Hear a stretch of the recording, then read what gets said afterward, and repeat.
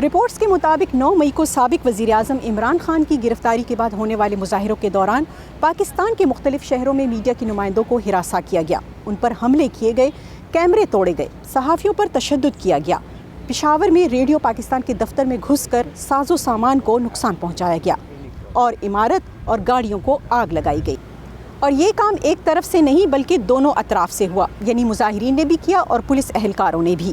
Reports یہ بھی بتاتی ہیں کہ مظاہروں کی کوریج کرنے والے کچھ صحافیوں کو گرفتار بھی کیا گیا، ان میں سے کچھ کو بعد میں رہا بھی کر دیا گیا۔ رہائی پانے والوں میں وائس آف امریکہ کے لاہور میں نمائندے ضیاء الرحمان بھی شامل تھے۔ 11 مئی کو ہونے والے احتجاج کو میں بطور صحافی کور کر رہا تھا۔ یہ احتجاج لاہور میں لبرٹی چوک پر ہو رہا تھا۔ پولیس مظاہرین کو گرفتار کری تھی اور میں بطور صحافی ان کی تصاویر اور ویڈیوز بنا رہا تھا۔ پولیس نے آ کر پہلے تو مجھے روکا کہ آپ یہ تصاویر اور ویڈیوز نہ بنائیں۔ میں نے کہا کہ یہ صحافیوں میرا ایک کام ہے، لیکن انہوں نے میری ایک نہ سنی اور مجھے وہ کوریج سے روک دیا۔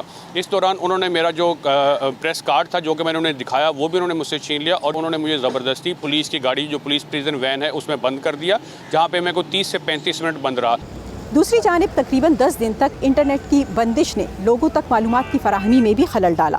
انٹرنیشنل فیڈریشن آف جرنلسٹ نے ایک بیان میں کہا ہے کہ عمران خان کی گرفتاری کے بعد ان سارے واقعات سے پاکستان میں اظہار رائے کی آزادی کو خاصا نقصان پہنچا ہے۔ رپورٹرز وداؤٹ بارڈرز نے وائس آف امریکہ سے بات کرتے ہوئے پی ٹی آئی رہنماؤں پر زور دیا ہے کہ وہ میڈیا کی آزادی سے متعلق اپنے سپورٹرز کو واضح ہدایات دیں۔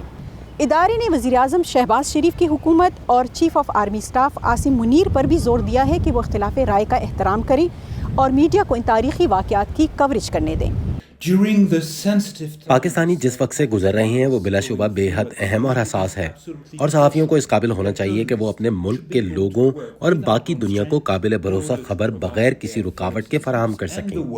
دوسری جانب کمیٹی ٹو پروٹیکٹ جرنلسٹ نے ایک بیان میں کہا ہے کہ پاکستانی حکام کو ملک میں میڈیا پر ہونے والے تمام حملوں کی تحقیقات کرنی چاہیے۔